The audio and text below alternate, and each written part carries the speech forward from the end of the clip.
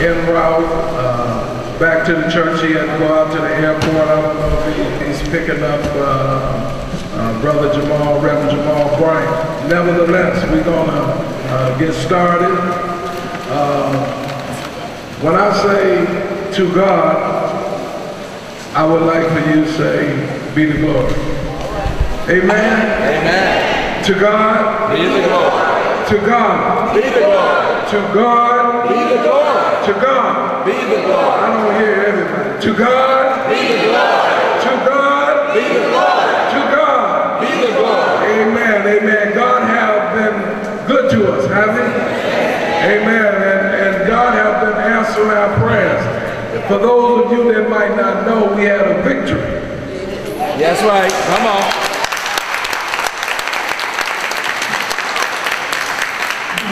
On yesterday. That's right. Amen. We didn't know how it was going to come about. And we didn't know how the judge, the Supreme Court judge, was going to rule. Yes.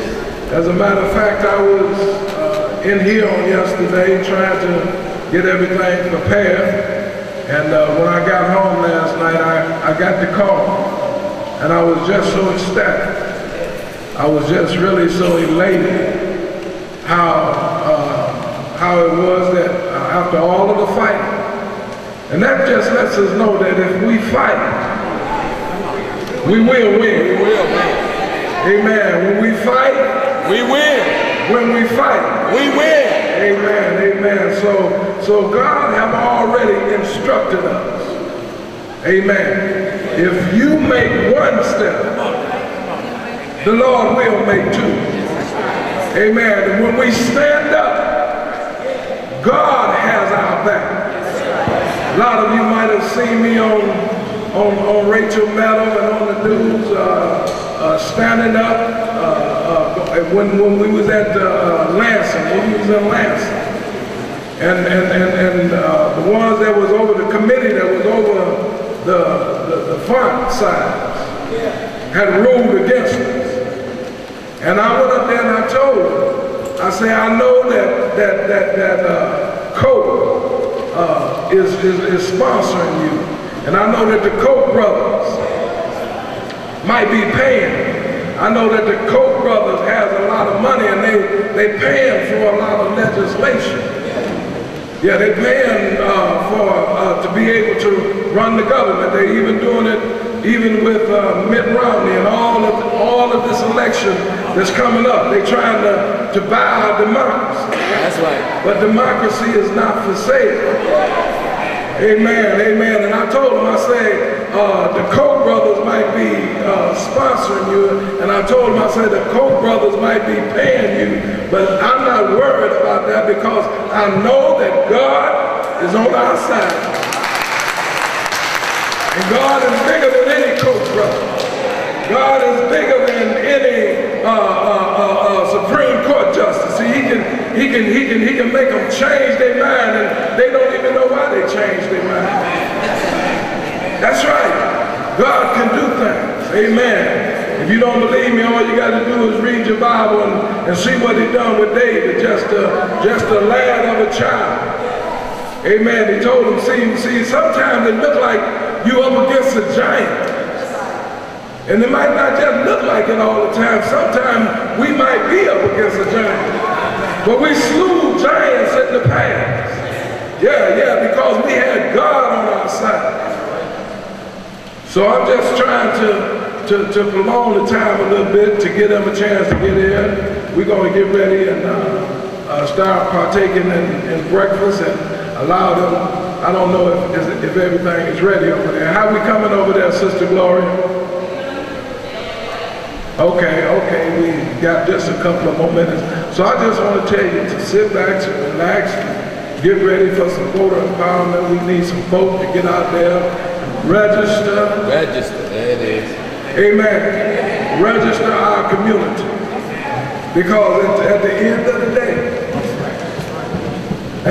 of the day, we all are Americans, you know, and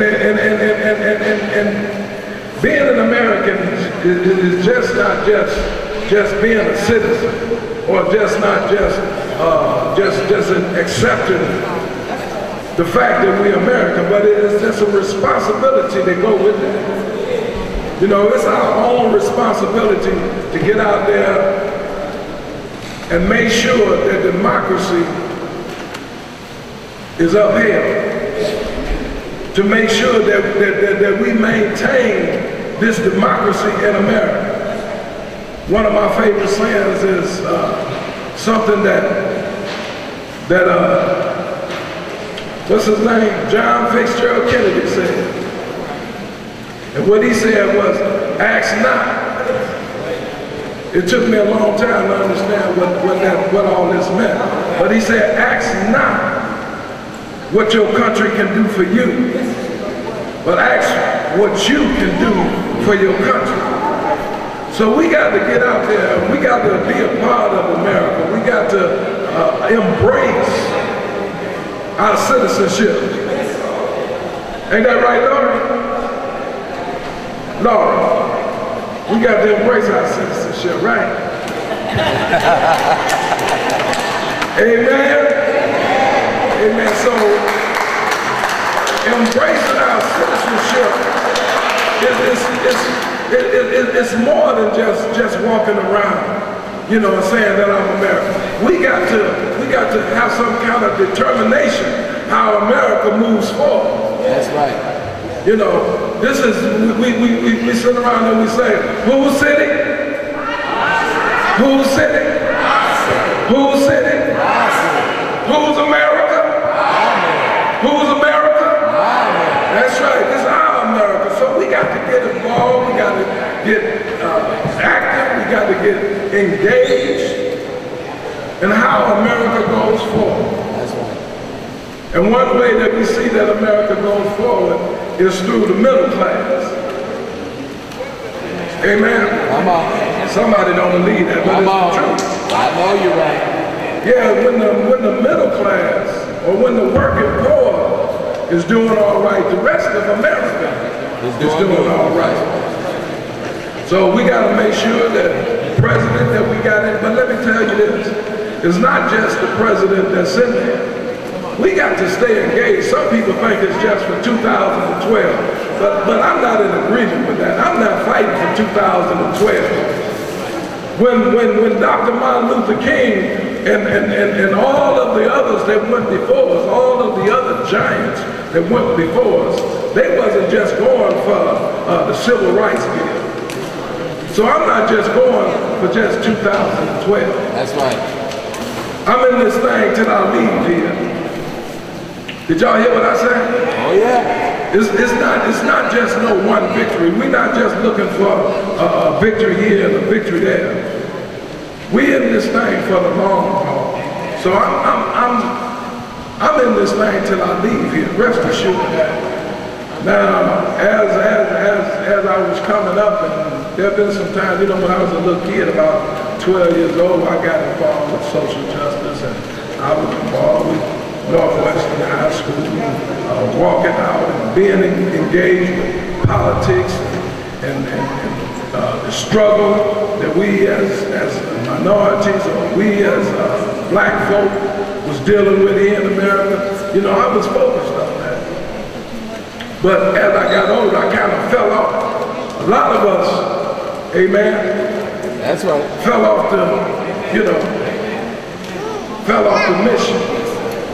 But I've been back into this thing for the last 15, 20 years, and I'm in it till the end, till I leave here.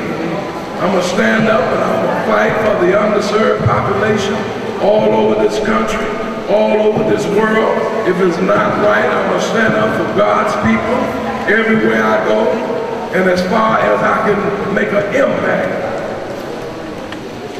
So I'm hoping and I'm trusting that there's something that we said today will cause you to get involved, to get engaged, to get involved of democracy here in America. So we're gonna wait just a few more minutes. Okay, so I got my instructions. You know, we got these cell phones now. That's right. So we're going to go ahead and let Sister Gloria get started on this voter education, and then we're going to go a little further. Give her a hand as she comes.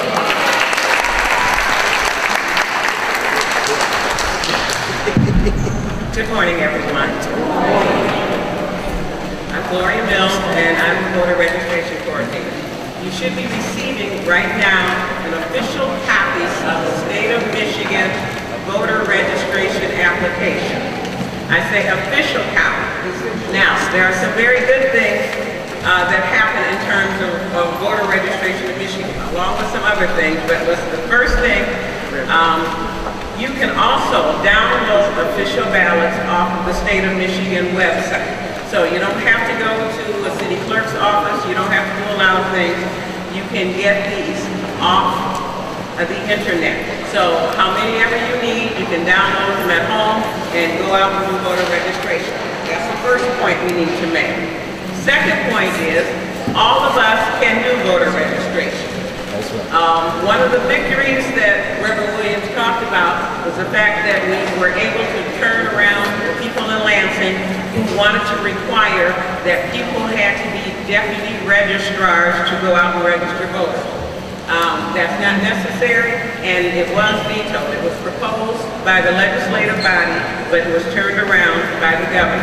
So all of us can do voter registration. All you have to do is be a resident of the state and be a registered voter yourself. So everyone here can do voter registration. That's what we need to know. First of all, we can all be involved in this. Okay, now, we have a primary election coming up on Tuesday. So of course, it's too late to register to vote in the primary. But we have up until 30 days before November 6th to register people for the general election. Okay, so we're going to be out doing registration. Now, the next point is, people always tell me, oh, everybody's registered. Well, everybody's not anything in a given time period. And you also need to know that we do have voter ID law. So a person's voting registration record needs to match the picture ID that they have with them. So all of the people that you know who changed addresses, and people do it all the time, they need to re-register. A change of address is simply filling out the form again. The Secretary of State's office has been very good about this, but people need to know that if they've changed addresses since they last voted, they need to change the address or re-register. So that would include lots of people. Also, people who will be 18 by November 6th are eligible to vote. All the young people. Right now, they can be 17 years old. If their birthday is on or before November 6th, they are eligible to vote. So that's a good group to register. Make sure all of the young people are registered. Quite a few of them got registered in school. Several of us covered the high schools in the city and got a lot of people registered. The Secretary of State will register them to vote when they get driver's license. But everybody doesn't get driver's licenses, so there is always a large group of people in that age category who aren't registered. Also, one of the biggest myths that keeps getting kicked around, because I get calls all the time, several states, there are 11 states out of our 50 states that do not allow convicted felons to vote. Can you hear me? Okay, I'm surprised. Taught school 35 years. I can talk loud enough and people will hear me on Grand Boulevard. But anyway, okay. In the state of Michigan, anyone, the minute you get out of jail or prison or wherever you are incarcerated, you can vote. The very second, okay? You can even vote in jail while you're awaiting your arraignment. So for people who are in jail and can't make bail and they haven't been convicted, they are also eligible to vote. And those people, of course, would have to vote by absentee ballot because they aren't available to come. But you need to know, I get calls constantly. I've even had to argue with probation and parole officers, and I don't appreciate that because their job is to know the facts. They will actually tell you, no, you can't vote. But there's enough places where people don't have the right to vote because of convictions for people to think they cannot vote in Michigan. So, as we do the voter registration work, we kind of do a profile of who a non-registered voter might be. So it would be young people who haven't voted before, people who have been incarcerated, and who are free. But those are people who may not know that they're eligible to vote. So we always make sure we cover that group. And then there are people in transition, okay?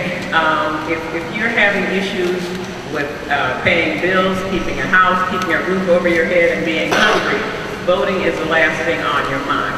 So lots of people who are in those kinds of states may not necessarily be registered to vote. And once again, they need to constantly update if they moved around. And we know lots of people who move around in addition to young people, people with various issues. And lots of times seniors who give up their homes and move to senior centers, those people may need to do a change. So there are lots and lots of people who aren't registered to vote. So I put my table together because whenever I'm asked to go any place, conferences, workshops, anything, I always put up a table because you can't assume people are going to follow you around and find you. I always make sure people know that voter registration is going on in a given setting. So this is just a sample of, and some of the people who've done registration with me here, they know that I will always bring something to show people. You can't assume people will find you. You got to be obvious, you have to be out, and you have to ask people. One question I always get, people always say, oh, I'm going to register the people at my church. I said, your church members? Yes. I said, they're registered already. People who are active in organizations, just like you folks all here are registered to vote. People who are active in organizations and they're members of various things, those are registered voters. But anytime your church is doing any kind of missionary or outreach work, if you're feeding a population who may have been homeless or a population who's had troubles, you do like a clothes closet, a food pantry, when those people come into your church, that's a good opportunity to register voters because those people are at more of a transitory state than your members. So that's a good opportunity. Lots of the churches are having back to school rallies. That's another opportunity to vote. Whenever the church is steps outside of what they do ordinarily, that's always a good opportunity to find people who need to be registered to vote. So kind of develop a sense of where people might be who need to register or re-register. And I keep stressing the re-register because I've been doing this for a few years now. And people, you go out with a group of people. Some people come back with no registrations and other people will come back with a stack. So once someone asked me, well, what did you say that we didn't? One of the things that I tell you not to do, if you're out with a crowd of people, don't run up to people and yell, are you a registered voter?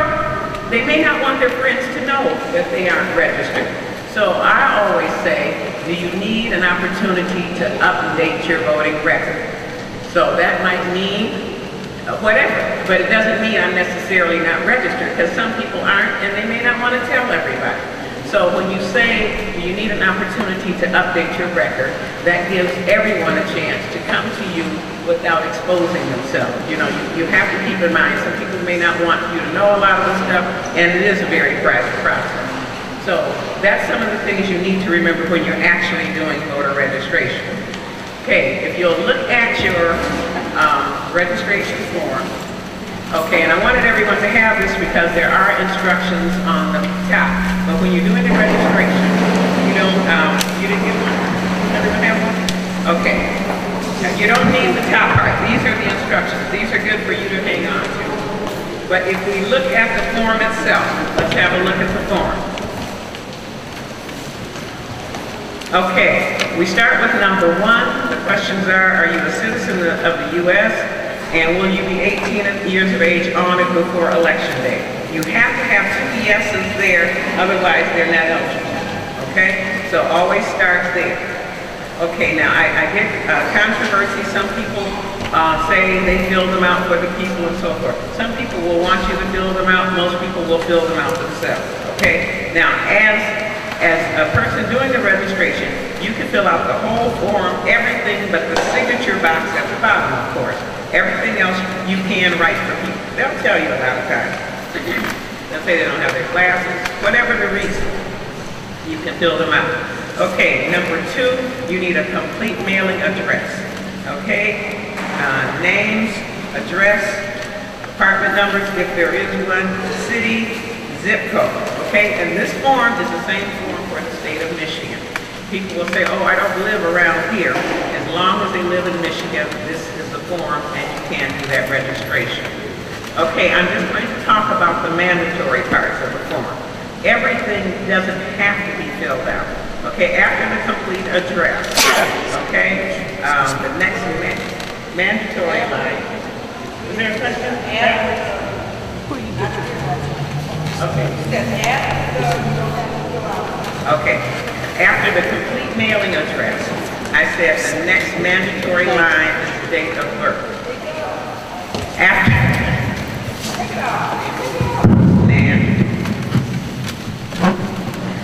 After is that better? I don't want to hold it. After the complete address, the next mandatory line is date of birth and male or female, going right down. Any of that other information, if they choose to, they can fill that in also. Now, the next part is Social Security or driver's license number. Now, the city clerk in the city of Detroit told me she does not have to have this, okay, because they have all of this on file. I don't ask for it because strangers, rightfully so, are reluctant to give you that kind of information.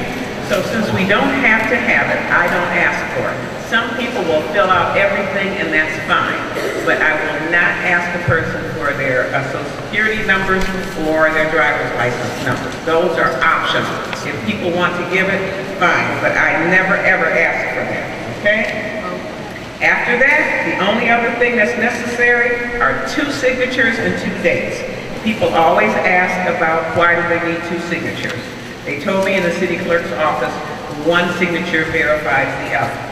But they will take it without it. So I try and get their minimal requirements. And since they do want the 2 signatures, please try and get that. Now, I've also, you find out everything. Some people cannot write. It's okay. Whatever mark that they consider their signature is acceptable. They can actually put an X there if they can't write. That's acceptable. There are some people who are multiply handicapped, okay? They're caregiver, if there's someone with them, they can witness whatever kind of signature they have. The good thing here is this is an inclusive process. I have literally gone on voter registration drives in other states. I was in Florida and Alabama. In Florida, I asked for people if I could have a sample voter registration application. They told me, oh, no. They number each one and I have to turn them back in. Okay? In Michigan, they don't number anything and it's not a big deal. Okay? In Alabama, they did give me an application, but it was very interesting. There were all kinds of things like in Florida and Alabama, they asked, have you ever been judged mentally incompetent? Well, heck, that's a lot of people. So we don't care about that. You still have the right to vote, okay? And of course, they asked about the prison record. So I found the form was very, very threatening, and that will tell you why some people aren't registering to vote. Because you don't know people's status, and on this form, we don't care, and it's none of our business anyway. So we are, in terms of that process, we're fortunate that we don't have to make people feel uncomfortable for them to register to vote. Are there any questions? I have a couple more things to say, but that's your thought, Alex. Yeah. Okay.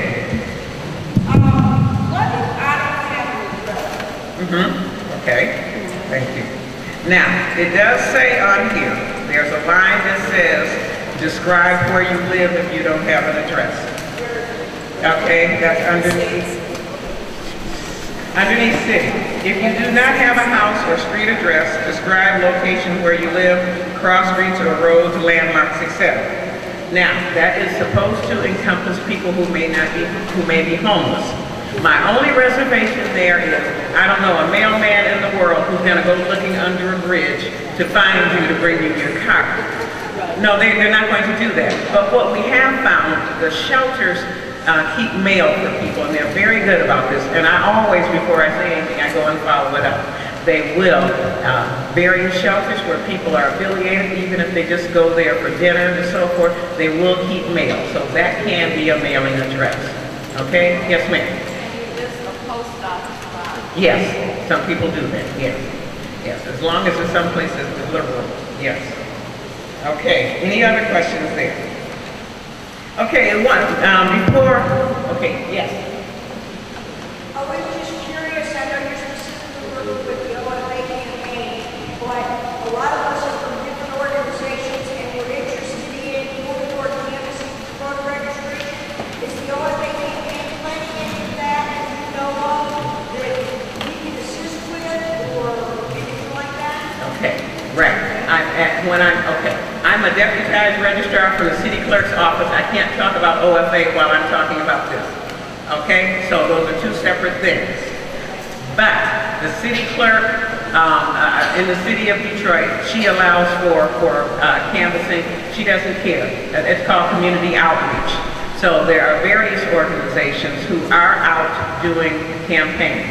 And that one that you mentioned, yes, they are very much involved in door-to-door canvassing and so forth. But I've also been told the NAACP, National Action Network, every organization that I know of is telling me about their campaigns. But the thing is, you don't need an organization. You can take whichever group you work with, whether you're a church group, a nonprofit, whatever. Everyone can do voter registration because that's the one piece that is not political and it's not related to campaigning, okay? And that's what I get lots of questions about too.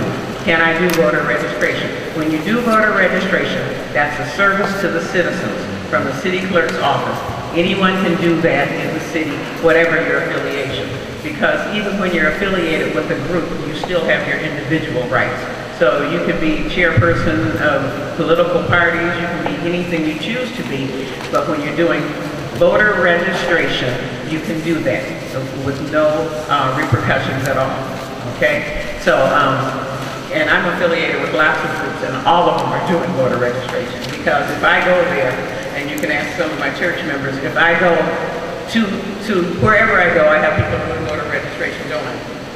Yes, okay, so everyone needs to be involved with this because that's the outreach piece, okay? We can't assume that everybody is comfortable enough to have taken care of all of this. I haven't been on a bus in years, and a friend of mine was telling me it was $1.50 for the bus ride and 25 cents for the transfer. My God, that's almost $2. So folks who are having a hard time aren't going to take money to get to the city clerk's office or the Secretary of State. So wherever you can get to people and provide them with the service of voter registration, that's a good thing for them, for our democracy, and for whatever your organization is saying that they're going to do. So that's why the outreach is so important. Okay, are there any more questions? Okay, keep that top sheet as you do your voter registration. It will answer some of your questions. Thank you all.